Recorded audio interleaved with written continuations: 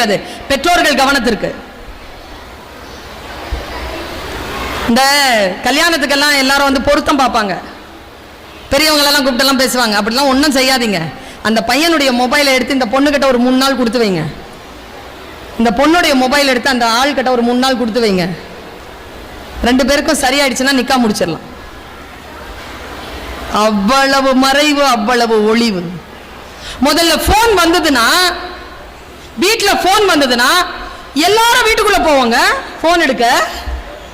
இப்ப போன் வந்ததுன்னா எல்லாரும் வெளியேறாங்க, வீட்டை விட்டு தெரிச்சு ஓடுறான்.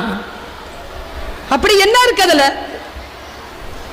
நான் போனை தொட மாட்டேன், டிவி பார்த்துட்டேன். கால நேரத்தில் சில ஆன்மீக விஷயங்கள் பார்ப்பேன். irrespective of any religion, I see the spiritual matters. ஏதோ ஒரு விஷயம் கேட்கும், சொல்லுவாங்க.